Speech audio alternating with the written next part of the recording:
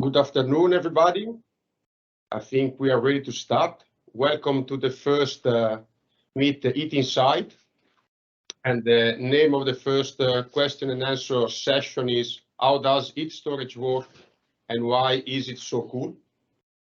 My name is Francesco Pizzoccolo. I'm the project manager of the project. And I'm sitting in this room together with Olaf Adan, that is the project coordinator of HEAT-INSYDE, Pim Donkers, that is the technical lead of the project, and with Henk Unik, that is responsible for the material developer. These are our three speakers for today. Before we start, a couple of important information. This meeting is being recorded and will be shared on the HEAT-INSYDE website. If you're going to speak during the Q&A session and you don't want your intervention to be shared, please let us know via email at info@heatinside.eu. To ask questions, we use the standard Microsoft Teams way. Please raise your hand and you'll be allowed to unmute and turn on your camera. If you prefer, you can also use the chat function and we will read your question for you.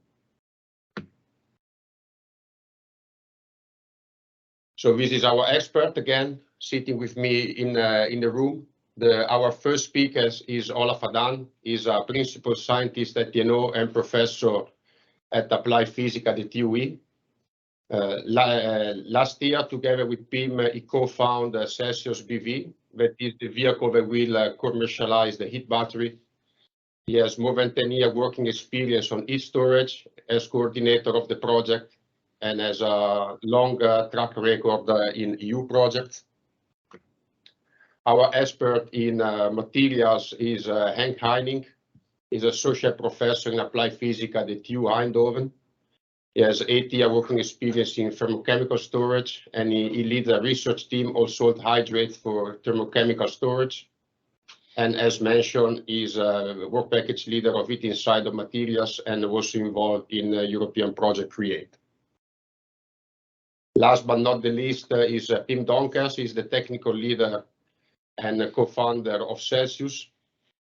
Also worked on this technology for more than 10 years, starting as a PhD on material research. Worked together with TUE and TNO on CREATE, work package leader in HEAT-INSYDE. I think I'm ready to give the word to our first speaker, Olaf Adan. Yes, ladies and gentlemen, it's my pleasure to briefly introduce HEAT-INSYDE, the HEAT-INSYDE project. HEAT-INSYDE is a European project funded in the Horizon 2020 program. It is basically an innovation action. And HEAT-INSYDE is starting from breakthrough heat storage technology and aims to bring it into maturity and to create an affordable and compact and sustainable heat battery solution.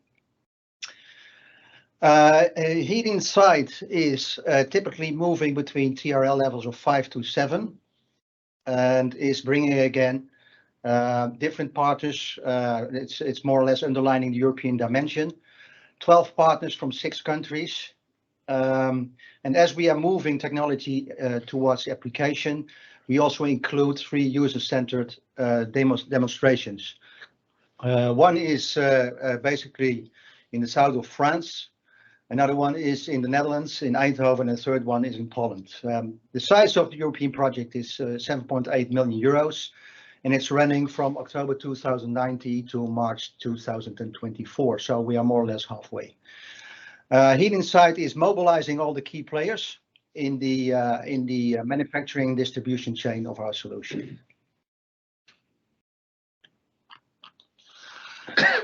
So the main focus of HEAT-INSYDE is on domestic applications. If we talk about domestic applications, heat is really dominating the demand.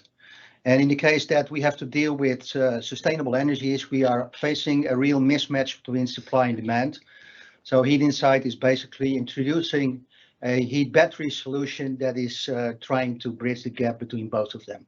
A solution that should be fitting in the limited space that is available in the individual house.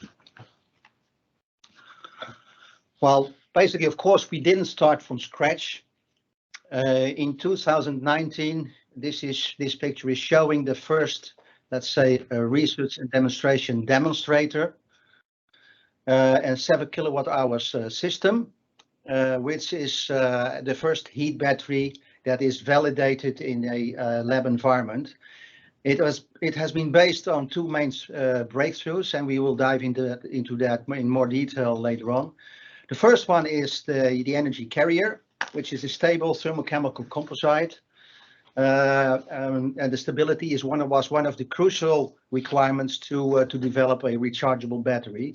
And the second one is a closed loop system. So basically the device that's using the full potential of the material, and that is consisting of 4 simple components. The first one is denoted by 1 is the heat exchanger. The second one is a ventilator, because we're dealing with a recirculating system operating under low pressure conditions. The third one is, as denoted by 3, is an evaporator condenser, moving water vapor into and outside of the system. And the fourth one is where the reaction is actually taking place.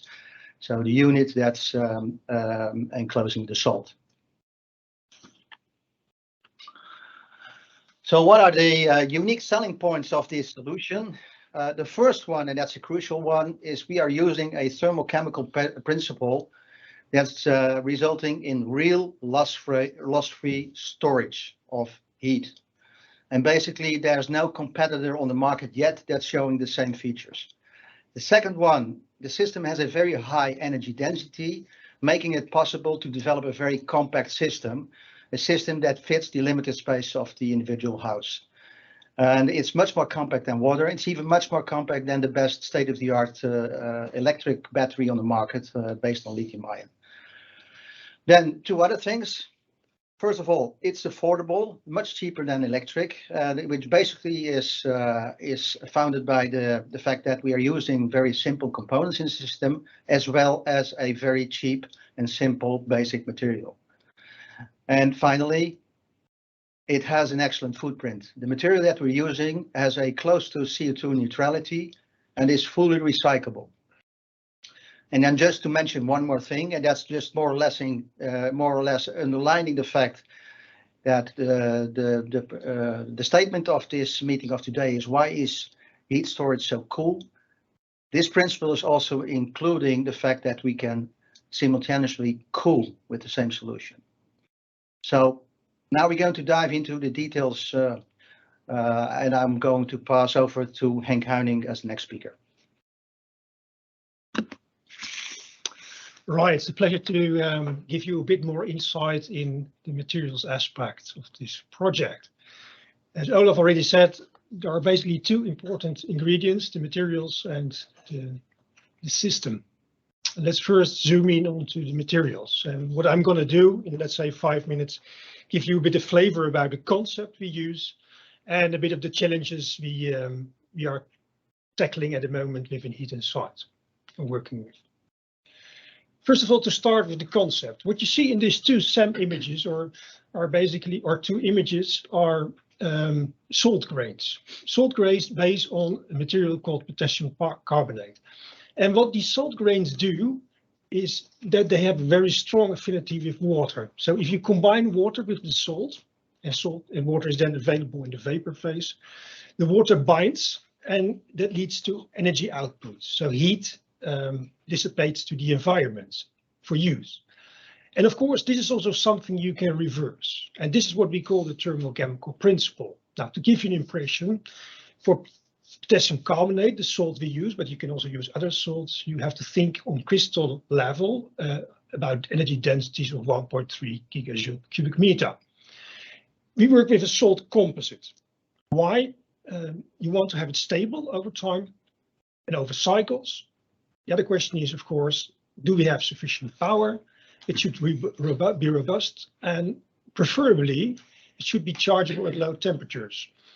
And that's the particular reason why we choose potassium carbonate, because it matches very nicely, I think, with the temperatures of charging and the temperatures of discharging we need for the built environment. Before saying a few words more about the material and the challenges, it's good to say a bit more about the cycles. And I think later on Pim Donkers will zoom in on this a bit more even. I want to start, and therefore I need a pointer. Let's see where it is.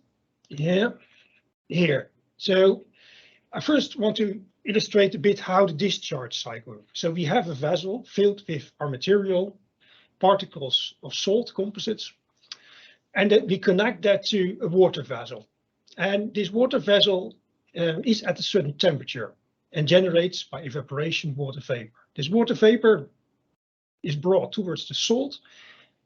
It reacts with the salt, and with that reaction, energy comes free in the form of heat. The heat you remove by the air goes to a heat exchanger and it's ready to be used in your home. And in order to charge this, you have to reverse the process. So you start on this side, you bring in your warm, dry air, you drive out the water from the salt, so your air becomes humidified and you condense that here. Now let's focus now a bit more on the material. I have to stop with the water and Yep. To understand a bit about the challenges we have in a project, and anyway in this level, I want to show you a bit more in detail what the material looks like. These large grains you have seen before, they are millimeter sized. That's to ensure a good air permeability.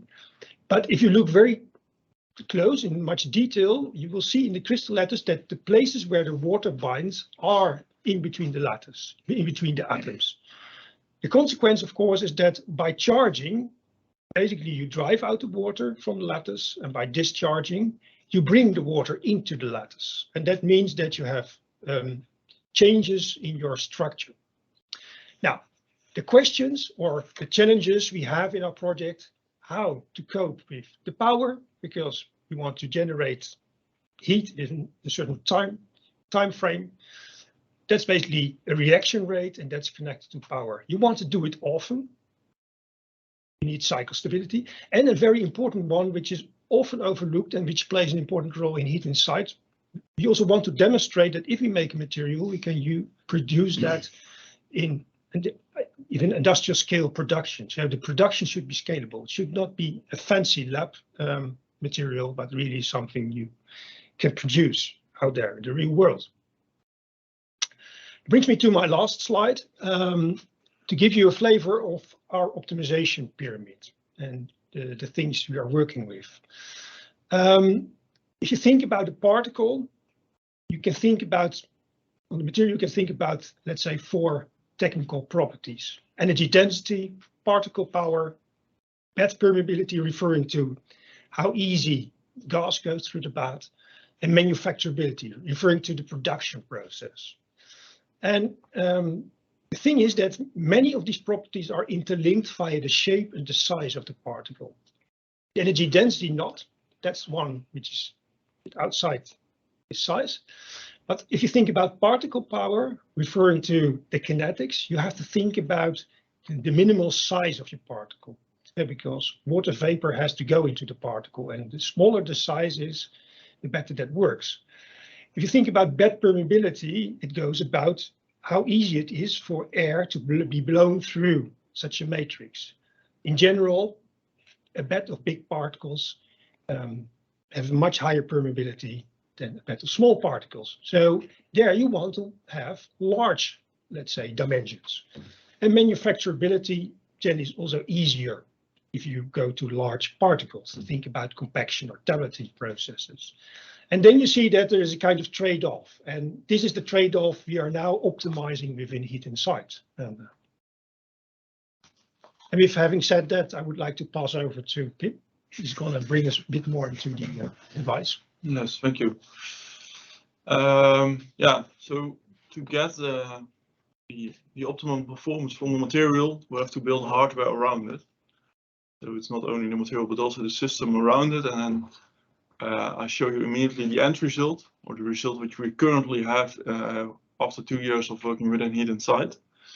You will see on the right, you see the graphical picture which we had of our battery. And in the middle, we see that we change that to a box, which is able to be placed in a house. So we have a heat exchanger unit, a unit where all the heat exchangers, the ventilator, and the evaporator, so the conditioning of the airstream is happening in this part. On the other side, we have the TCM modules. So in each module, we have a certain amount of salt placed in the battery. And with this system together, we can have certain end results. So if you look at the hardware, what can we do with our battery? We have a capacity of 200 megajoule, meaning that we are way larger than a normal water storage. We can charge the battery in the order of 500 to 400 watt, and the discharging is limited. It's 500 to 200 watt, meaning that we always will have a water vessel next to our heat battery, so to fulfill the demands of the end user. And last but not least, we can have we always have some electrical consumption. So as what you saw is we have a ventilator in our system. We will always use that to blow air through the system, and that will consume electricity. And our design criteria is that we never will have more than 10% of the electricity used by our system compared with the heat which is delivered. This was not smart. But what do you see? We have here, what I show here, we have 10 boxes, 20 boxes in fact, because we have 2 layers of boxes next to each other. We see we have a really modular concept. Why is that? Now, first of all, we have to make it transportable, so we can bring the battery to a house. And what you saw, the dimension is 90 centimeter by 1 meter, so it's not always easily fittable through a door. So we made it modular that we can build up in each room with just easily going through the different doors. We made it modular also because we have small storage compartments. Having small storage compartments makes it possible to charge and discharge the battery partially. And by that, you have a higher efficiency than when you are going to charge and discharge the entire capacity at once. Beside that, we have a compact design. Initially, we had a system which is able to go to higher pressures, and then you need to make a round design, a circular design. And the issue there is that you occupies quite a lot of floor. By the rectangular design, we are really minimizing the air between the different compartments and between the different parts of a battery. And last but not least, we really integrate the TCM unit with the heat exchanger unit. And the nice thing is now we made a proto by 2x5 boxes, and we can easily change that. So if you want to have a larger battery, we can extra boxes to the system without having a change in performance of the entire system. If you look at the yellow part, so the heat recovery unit, the component box, how we call it internally, we have there an improved thermal efficiency. By selecting the right heat exchangers, optimizing them, we are able to improve the heat recovery up to 80%. And that will directly impact the performance of the entire battery, because how higher the efficiency will be of our heat exchangers, how smaller the battery can be with the same impact.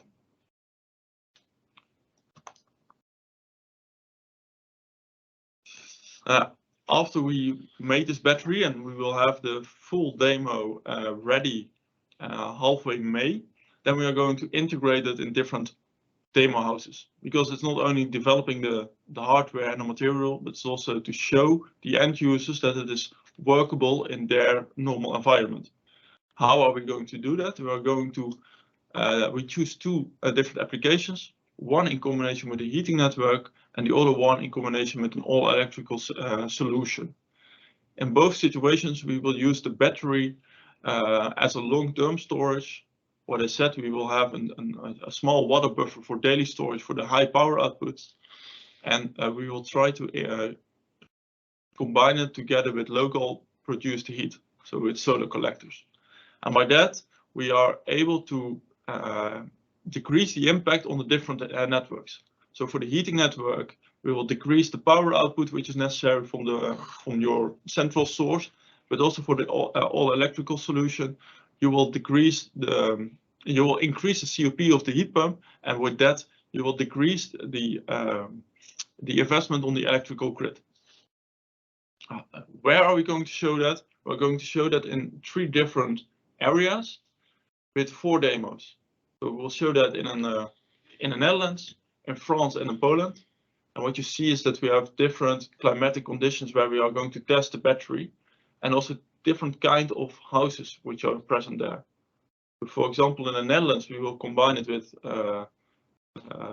electrical heating, with an electrical network, and also with a heating network. In France, we will focus especially on the locally produced solar collectors, so that we can charge the battery more often. And in Poland, there the situation is that it is relatively cold, so we also will show there that even in a cold climate, we can produce sufficient heat with the help of our heat battery, and that is also applicable in that area. And that will start from September onwards till the end of the project.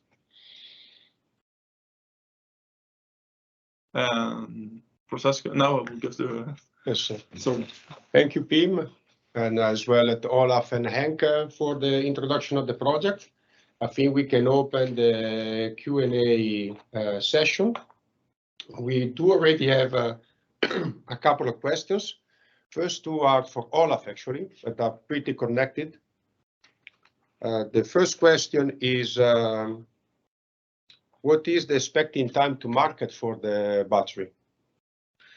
That's an excellent question, basically because this is a project in the frame of Horizon 2020, meaning that this is not only about technology, but it's about applying technology and bringing a product into the market. So the answer to that question is not that straightforward. First of all, we basically are going to bring the technology to the market, and in doing so, we have introduced a new business vehicle, which basically is Celsius BV as a new partner in the consortium. Celsius is in place to bring this technology to the market. So that's the vehicle that's already in place. Secondly, is that part of the project is to find out and what is the most appropriate use case or use cases, and what is the most appropriate business case. If you talk about, you could say, the boundary conditions of the project, that's only about residential application. But the technology basically is having much more opportunities to be applied. And just to mention a few, for example, in utility buildings, so not only in individual houses, but also in greenhouses and different other kind of applications. So in connection also with the project, and also within the context of the business vehicle, Celsius is looking towards the different applications in different market segments, because the technology has much more opportunities. So if you talk about what are our first thoughts about bringing the technology, translating into a product and bring it to the market, I think that the first real applications will be seen from 2025 on, so rather fast. Thank you very much, Olaf. We already have a second question. Second question is for Henk. So you mentioned your presentation that the material is safe. So, but what do you mean for safe, and is it environmental friendly? I think so. We have deliberately chosen for potassium carbonate as a base material. That's a selection process we did already quite some years ago. And one of the aspects at that moment we looked at were things like toxicity, footprint for the environment, things like cost price. So all these type of aspects, availability, and to give you an impression, the material as it is now, the salt, is used in applications which deserves a kind of high safety thing. think about fertilizers using in the environment, think about food ingredients. That's basically where a product is used now, potassium carbonate, and it gives you quite a good idea of what you mean is safe. Yeah. Yeah, thank you very much, Olaf. And I'm looking at, sorry, Henk, I'm looking at the chat. And we have a question for materials again for you, Henk. What polymer system is used or planned to be used to stabilize the composite? Yeah, that's a very good question, but this is particularly the thing I'm not going to answer because this is, I would say, one of the secrets. So we are at the moment working with binders, but this is something I don't want to share, to be frank. But this is a very good question, yeah, because that's one of the major key challenges in this in making a stable composite. Then we have another question from Timo. So first, Timo, we appreciate that you are a fan of the solution. And the battery, the question is, can the battery be outside on a terrace next to a house? And other question, is the battery a silent product? So maybe these questions are for Pim. Yes. Yeah, can it be placed outside? Definitely can be placed outside. Yeah, I think that's a yes. The other one is the silent product. If you compare it with an air heat pump, it's silent. We of course have moving parts in it. That we're talking about the ventilator, because it is a closed loop. The noise is relatively small. So yeah, you can mention it like a silent product.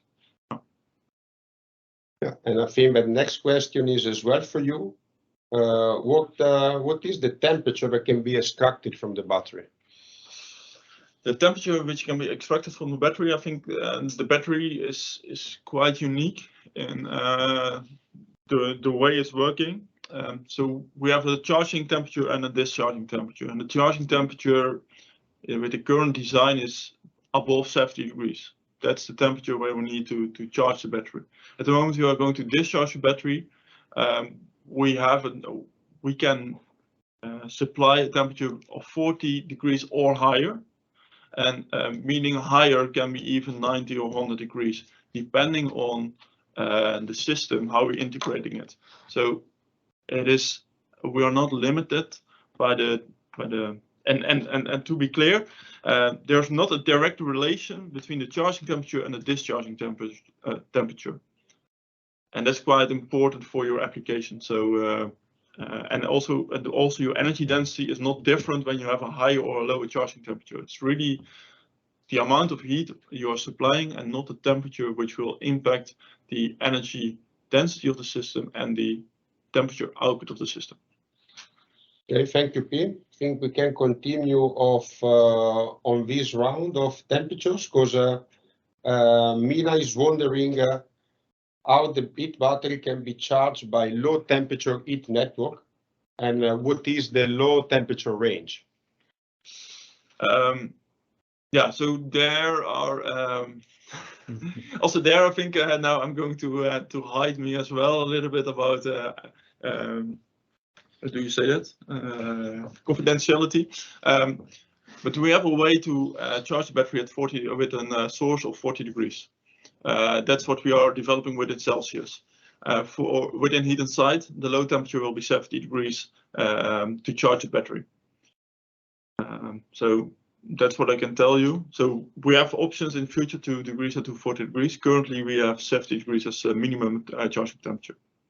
Okay, thank you, Pim. I think we have new questions that we can be interesting for Henk. So Edwin is asking how much energy is lost for evaporating the water dump to extract heat. Yeah, this question you can approach from two ways. First of all, if you would consider it as a fully closed system, also in terms of energy content, you would say that per mole of water, you would have to invest 40 kilojoule per mole, while you gain per mole of water in the salt 60 kilojoule per mole. But I think this is not really the way how we use it. So what we do basically, and maybe Pim can say more about this, is that we try to use the, let's say, free available thermal energy of the environment to evaporate the water, so that basically the net energy output is still the amount you get from the salt. I hope this answers a bit the question. Yeah. Thank you, Henk. But indeed, this is really an important thing here. Yeah. Yeah. I think there is an interesting question from Tim. I think this should be from Pim, I guess. So in previous publication, a semi-open system was presenting. Did you change the technology, and are you now using a system in high vacuum? A good question. No, we're not working on a different technology. We are still in a semi-open system, and we're definitely not working on a high vacuum. So we are, as you see in the design, we are working in a pressure of below minus half a bar and plus half a bar atmospheric pressure. Thank you, Pim. I think we have also had a couple of questions about what is going to be the power output that can be generated by the battery. Yeah. So the battery. So there are two things. If you look at the material can have a power in the order of 50 to 60 watts per kilogram. For this 200 megajoule battery, we are dealing with in the order of 600 to 700 kilograms of active material. So if you multiply these numbers with each other, you can get quite a high power output of the battery. On the other hand, we have a heat exchanger unit, and we are working only with a small amount of active material during one charging or discharging system. So currently we are in the order of the maximum power output in the order of 2 kilowatts. But in case in future we would like to go to higher powers, this is based on the material, definitely possible. Only the engineering of the hardware part shall be different. Thank you, Pim. And also the first question from Amir. How do you increase the performance of a heat pump with the heat battery? Yeah, that's a good question. I was not fully. I said I increase the COP of the heat pump. I should have said I will increase the seasonal COP of the heat pump. So we will focus on applying the heat battery at the moments that the heat pump is not performing that well, meaning the higher temperatures. So if we would like to have a high temperature output, like for example tap water, then the heat battery will kick in. And the other moment is when it is cloudy, cold weather outside. If we look to an air heat pump, then we will use the battery. Yep. Thank you, Pim. And I think related to the previous question, Edwin didn't catch what is the discharging temperature. Yeah, so a temperature of 40 degrees and higher, and the upper limit will be 150 degrees, but that's really the upper limit. Thanks. And I have a quick question for Olaf. Is it too early to have an idea which price we will expect for a gigajoule or kilowatt hour? The answer to that is yes. That's too early, but we already have a clue about the price, the cost price range, which basically is, it's not straightforward because it's depending on the application, it's depending on the configuration, it's depending on the size. But let's say for typical household applications, we think that it is in the order of magnitude of somewhere between 8 and 10 euros per megajoule on the cost side. Of course, it's highly depending on the application, on the size that you're using, but typically it will amount in a couple of thousands of euros per individual house if you think about such kind of application. Thank you. And when are we talking about investment cost and return of investment? I'm not really understanding the question. So return of investment. So we are talking about the same range cost of a heat pump, for example, for a house family. I think typically, once again, it depends on the size. Typically, you are below the range of a typical heat pump. Thank you, Olaf. Then I think that the question that I have was one question for Henk was missing. Apologies. So Henk, how much material is needed for operate the battery? Now, I think you got already a bit of an impression from the picture of Pim. For the battery envisioned for the applications, the demonstrations in HEAT-INSYDE, we are presently working with amounts of materials ranging between, let's say, 200 liters and a cubic meter. And that means that you need approximately this amount of material. Can I just elaborate on the answer?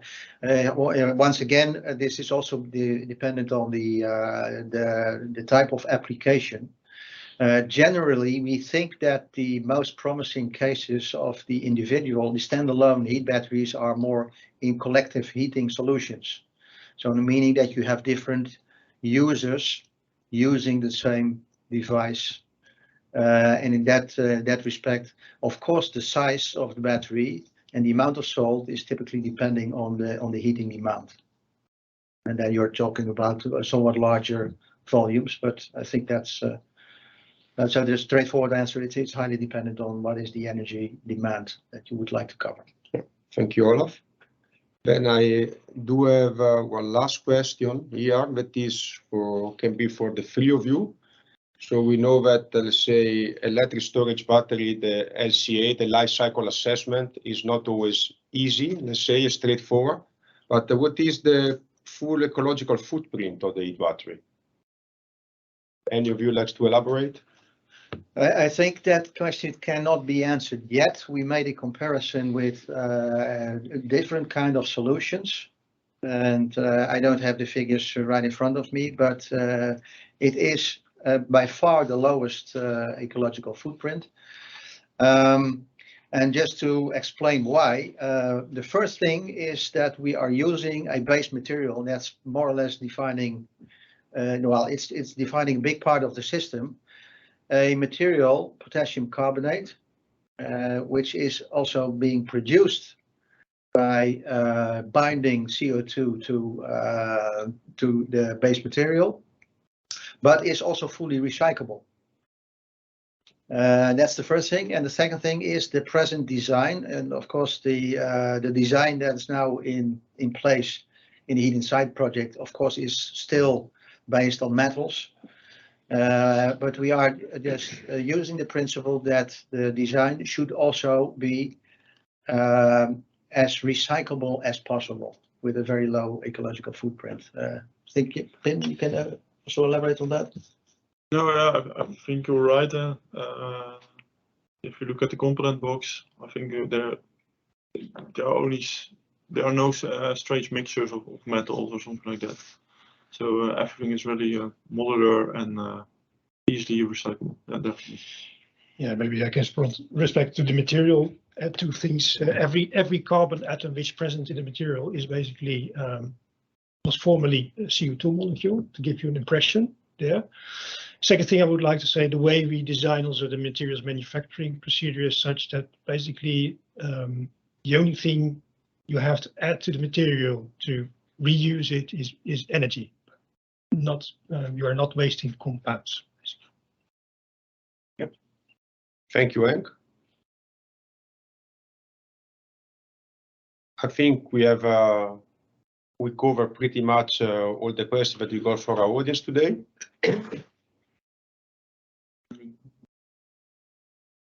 Well, I think it was a very good first session for our question and answer from the HEAT-INSYDE project. We are very looking forward to meet you all again on June 22nd.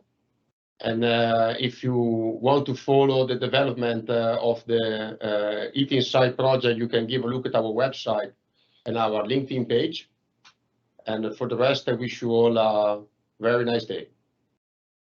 Thank you. Thank you. Thank you.